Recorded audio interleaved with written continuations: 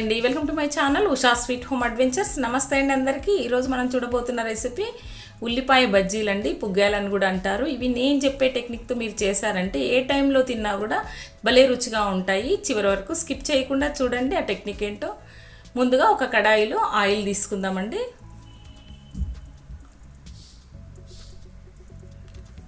Oil బాగా మునిగేటట్టుగా పోసుకుంటేనే బజ్జీలు బాగా వస్తాయి అన్నమాట.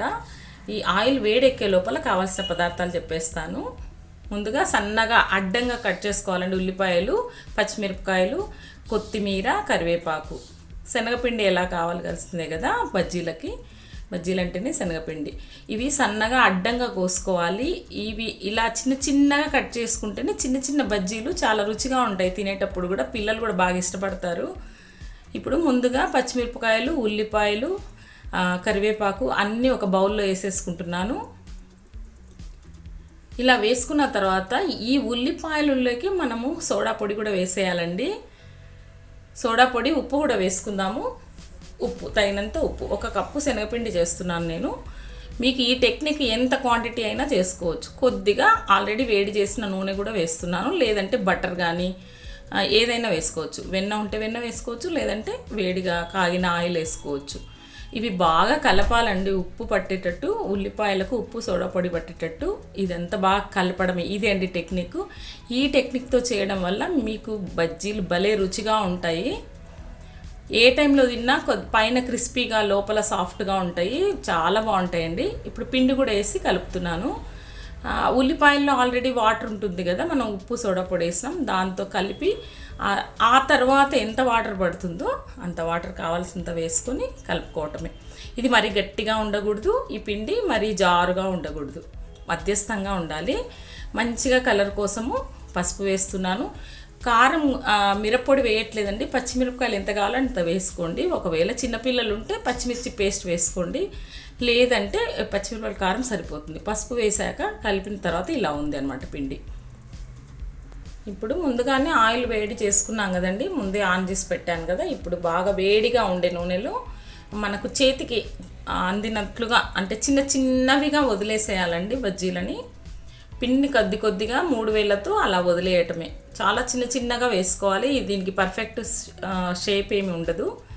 ఇలా వేసుకుని బాగా వేగాక ఇలా గరిటెతో మధ్యలో ఇలా విరగొట్టుకుంటే సరిపోతుంది అనమాట. అతుక్కున్నట్లు ఉంటాయి కదా, అవేం కాదు. కాసేపు వేగాక ఒకసారి కలిపేసుకుంటే విడిపోతాయండి. గుర్తుపెట్టుకోవాల్సింది ఏంటంటే ఉల్లిపాయల్లో ఇవి ఉప్పు సోడా పొడి వేసి కలపడం వల్ల మంచి రుచే కాకుండా చక్కగా మీకు ఏ టైంలో తిన్నా కూడా చాలా బాగుంటాయి. సోడా పొడి మాత్రం చాలా కొద్దిగా వేసుకోండి. ఎక్కువ వేసుకున్నారంటే ఆయిల్, సోడా పొడి ఎక్కువైపోయి ఆయిల్ పట్టేస్తుంది అనమాట. బజ్జీలు వేసేటప్పుడు బాగా వేడిగా ఉండాలండి ఆయిల్. తర్వాత మధ్యస్థంగా కాల్చుకోండి సెకండ్ వైపు కాల్చేటప్పుడు. ఈ 2 విషయాలు గుర్తుపెట్టుకొని చేస్తే బజ్జీలు పర్ఫెక్ట్గా కాలుతాయి.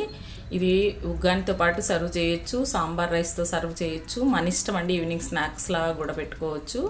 చూస్తున్నారు కదా మంచి కలర్ఫుల్గా ఎంత బాగున్నాయి. పైన క్రిస్పీగా లోపల సాఫ్ట్గా ఉంటాయి, చాలా రుచిగా ఉంటాయండి. వేయడం కూడా పెద్ద కష్టం కాదు. చిన్న పిల్లలైనా యంగ్స్టర్స్ అయినా వేసేయచ్చు. దీనికి పెద్ద షేప్ ఏమి అవసరం లేదు. రెండో వాయి కూడా వేసేసుకుందాం అంతే. కొద్దిగా తడి చెయ్యి అద్దుకుని, నీళ్ళలో చెయ్యి అద్దుకొని ఇలా వదిలేస్తే సరిపోతుంది అన్నమాట.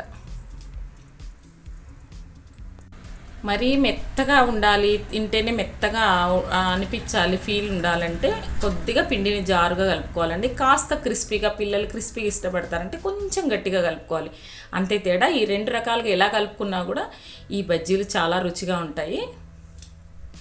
చాలా సింపుల్ కదా, చాలా ఈజీ రెసిపీ. చిన్న టెక్నిక్తో మనము ఇంకా మరింత రుచిగా చేసుకోవచ్చు అన్నమాట. తప్పకుండా ట్రై చేసి చూడండి. ఈవినింగ్ స్నాక్గా మీ పిల్లలు వచ్చినప్పుడు అప్పటికప్పుడు కలిపి చేసేయచ్చు. ఎప్పుడు కావాలంటే అప్పుడు నంచుకోవడానికి ఏవి లేనప్పుడు కూడా చేసుకోవడానికి ఈజీగా ఉంటుంది. రెండో వాయి కూడా వేగిపోతుందండి. చక్కగా 2 వైపులా కాల్చుకోవటమే. ఇది వేయించుకునేటప్పుడు మనం పచ్చి కరివేపాకు కానీ పచ్చిమిర్చి కానీ పొడుగ్గా కట్ చేసినది వేయించుకున్నాం అనుకోండి, వాటితో పాటు మనం సర్వ్ చేస్తే చాలా రుచిగా ఉంటుంది. కరివేపాకు మాత్రం కంపల్సరీ వేయించి వేసుకోండి. ఈ కాంబినేషన్ చాలా బాగుంటుంది. నేనైతే కరివేపాకు వేయించి ఇలా డెకరేట్ చేసుకున్నాను. మరిన్ని వీడియోస్ కోసం, మంచి రెసిపీస్ కోసం మన ఛానల్ని విజిట్ చేయండి. ఈ వీడియో కనుక నచ్చినట్లయితే లైక్ చేయండి, షేర్ చేయండి, సబ్స్క్రైబ్ చేయడం మాత్రం అస్సలు మర్చిపోవద్దు. Thank you for watching.